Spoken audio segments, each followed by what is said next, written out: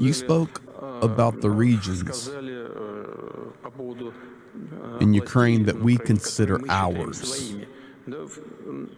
I have already said many times that I consider the Russian and Ukrainian people to be one people in reality. In this sense, all of Ukraine is ours. Greetings, everybody, and welcome. Prof, June the 20th, 2 p.m. Eastern, 9 p.m. Moscow, St. Petersburg. He just finished speaking those words.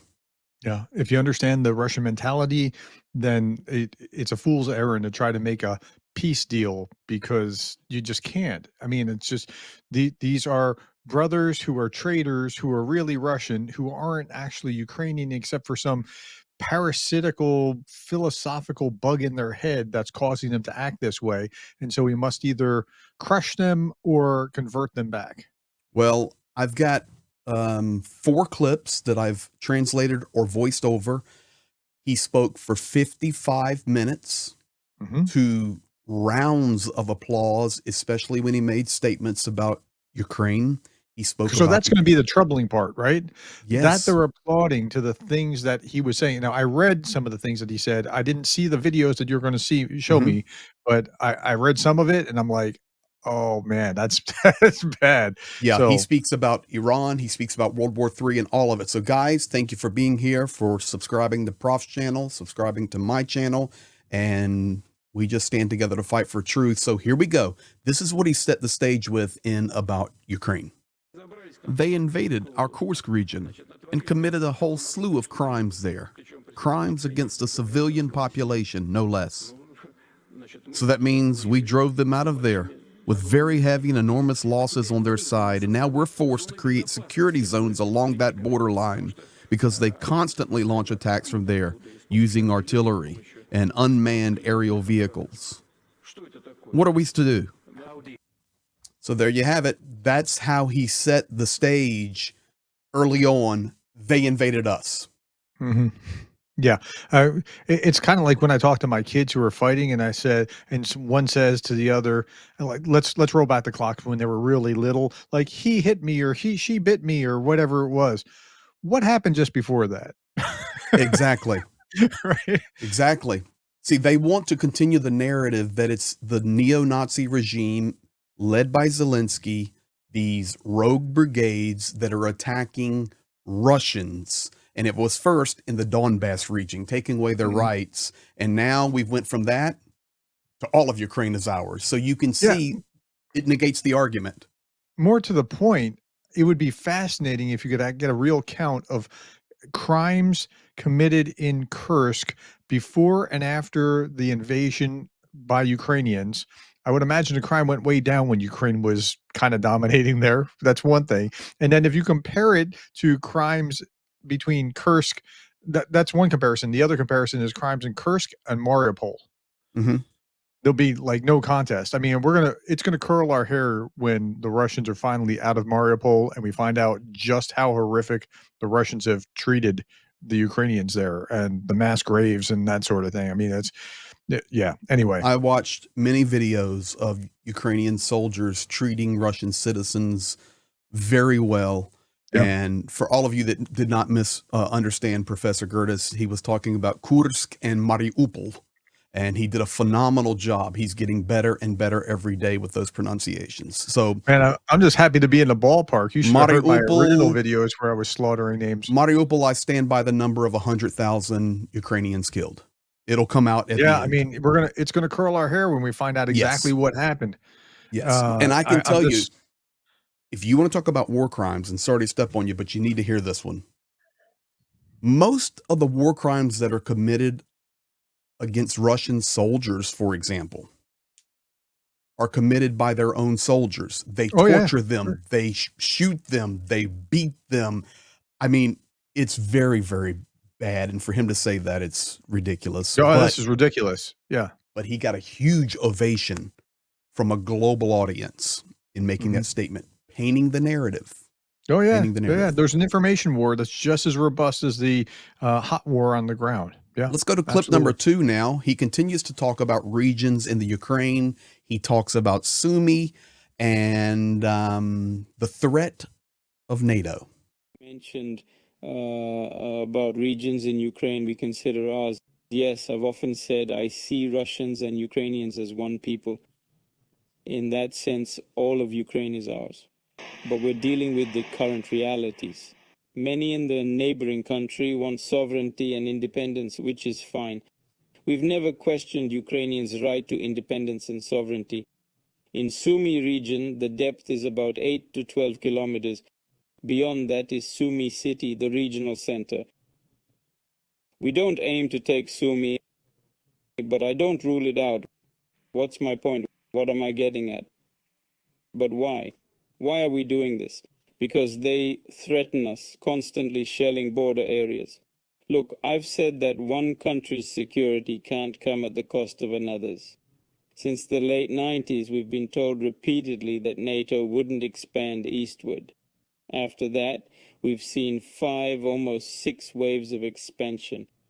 Despite all our pleas not to do this, they were ignored. First, this is clearly a remnant of old, even ancient neocolonial policy, modernized for today. Still, it's a show of force that disregards Russia's interests. I don't even know which way to attack. There's so many directions. He loves talking about neo-colonial policy, and especially when he's talking to an African audience. We were never colonial. Yes, that's how you grew to 11 time zones, is colonizing your neighbors against their will. What do you say about how we never? You have to respect other countries' interests or something. Yeah, we never want to go against the sovereignty of another nation. I mean, it's laughable, except it's so sad that this is what. And the sad thing was, people like, it's so brilliant. Yes, I mean, like, and okay, and then you can go to the NATO expansion. yeah, and that's bold-faced lie, but you keep saying it long enough, people believe it and repeat it. That forum was recommended by about every nation on the planet. There were many, many Americans there, many Europeans. But the largest delegations were from Asia, the Middle East. You saw the leader of UAE sitting on the stage right beside him. And this rhetoric, and I just had, you could see a few clips, large crowd. It was one of their biggest economic forums ever. And they're doing that. He's spewing this. Iran and Israel are boiling to the point of the rhetoric of the possibility of World War III and nuclear war. And what are we hearing in the mainstream media, in the news about Ukraine? Yeah, I mean, it's very limited.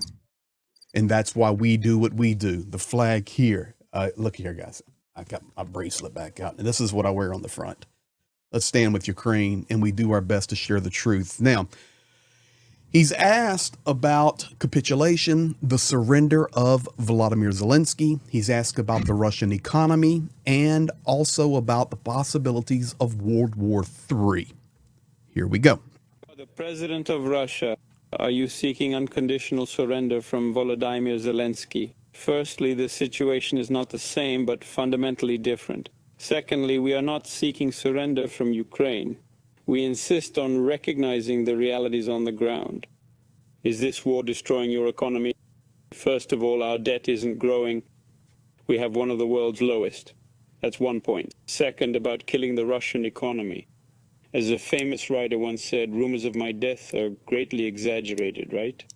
The same applies in this case. Are you worried we're heading towards World War III now? It's concerning. I'm speaking without any irony or jokes. There's certainly a lot of conflict potential.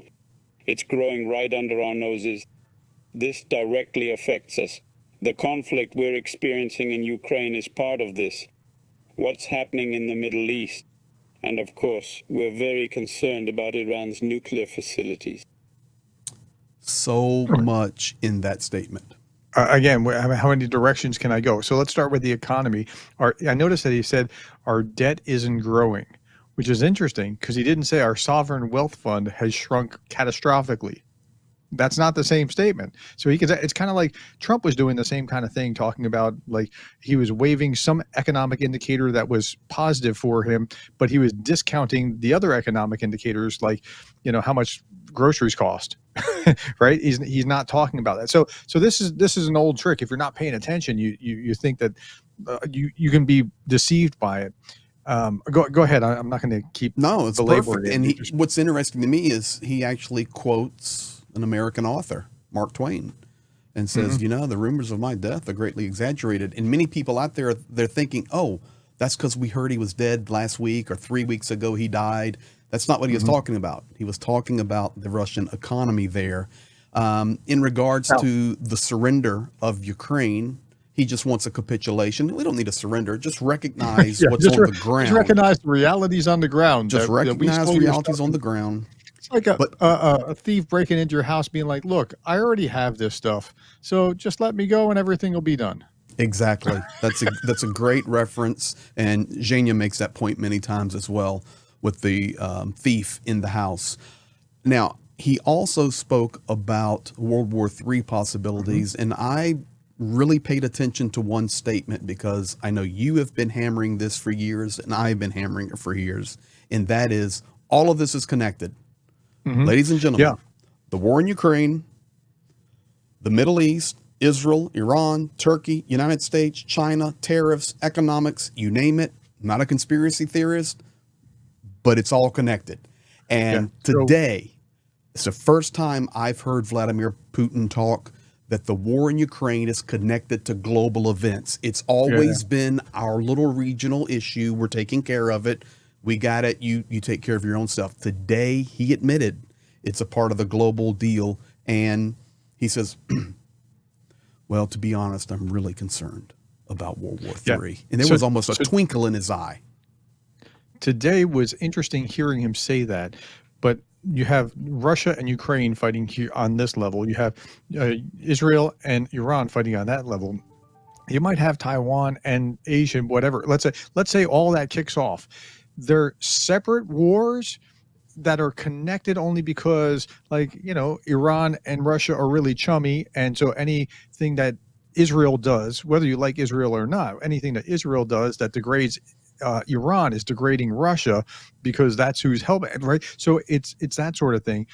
So there's not the connection like there was in World War I and World War II, especially like in World War I, all the entangling alliances that like just cascaded. You don't see that, but it doesn't mean that you couldn't trip over that very quickly. If, like, especially if something more pops off, like if China, if the United States bombs Fordow, or something like that, right? It could escalate very quickly into a hotter this coalition versus that coalition, and then it's tensions on like could rise quickly. China, and you know, we're not talking about them, but they are being very vocal. You just don't get a lot of news out of China. I don't know about the countries where you're watching from and you live, but in the United States, we get very little news about China. We have to find I don't get it out of DeepSeek, that's for sure. You don't get it. Exactly. So I can tell you, Foreign Ministry of China putting out multiple statements nonstop on Israel, Iran. Don't even think about getting involved, U.S. Don't put a bomb on Fordow. This is our friend and Iran. So we'll see. So speaking of Iran, he made one more statement that was worthy of sharing, and I think we'll close on this one here. Here we go. We support Iran in its struggle for its legitimate interests, including the interests with respect to peaceful uses of the atomic energy. And this has always been our position. This is our principled position, including in this conflict. It has never changed. And those who claim that we should have done more, well, what more? You know, starting some military operations or what? I mean, we already engage in military operations against those who we consider to be opponents of the ideas and concepts we promote.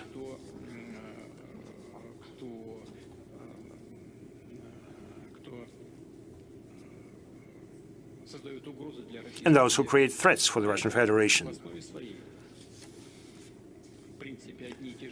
And those are basically the same forces, be it in Iran or in the case of Russia, somewhere hiding behind the scene. you know, these are not those who engage in actual combat. But we have some obligations, and we uphold Iran's right to peaceful nuclear energy, and not just with sheer words. A lot in there.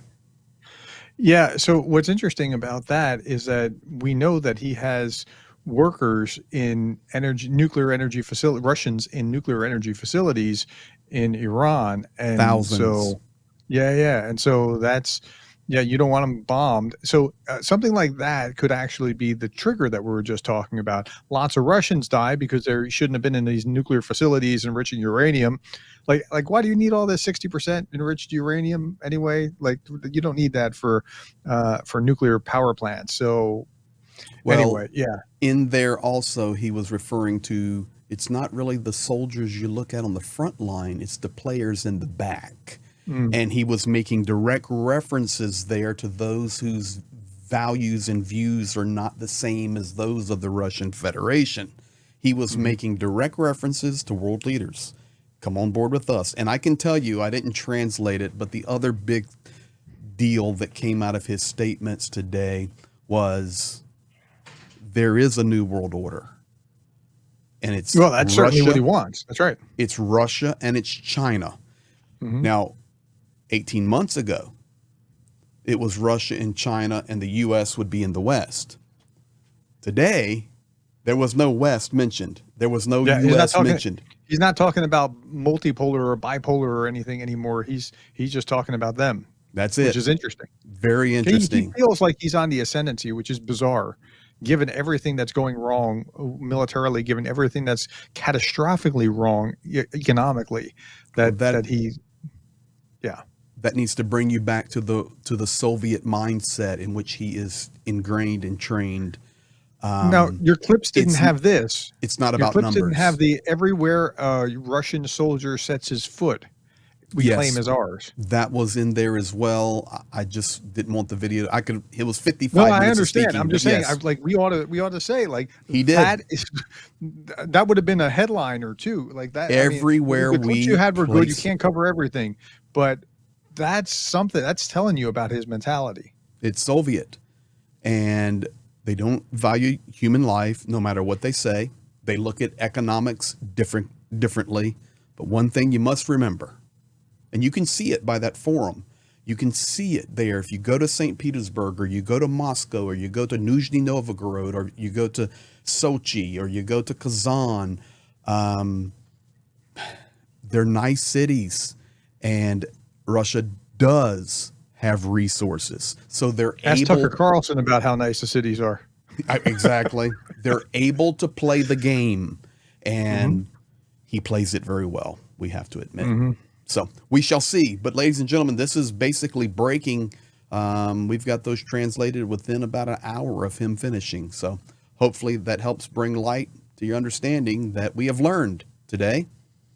Yeah, Not true.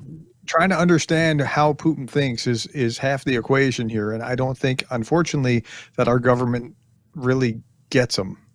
And with that, the people advising Trump don't seem to understand who they're dealing with. And with that, I 100% agree. Additionally to that, we are learning in regard to Iran that Donald Trump doesn't trust those that are giving him advice. Yeah, sidelining the defense secretary. Okay, on our deep conversations, you just stay in the outer room in regard to Iran. It's really interesting what's going on. It's bad, but we'll see. So thank you for being here, guys. Thank you for your support of Professor Gertis' channel, of my channel, and we'll be back at you soon. Make sure that if you're on notification Greg's, bell's on. I'm at Professor Gertis Explains, and if you're on mine, he is at Greg Terry Experience. Thank you, guys. Have a great afternoon.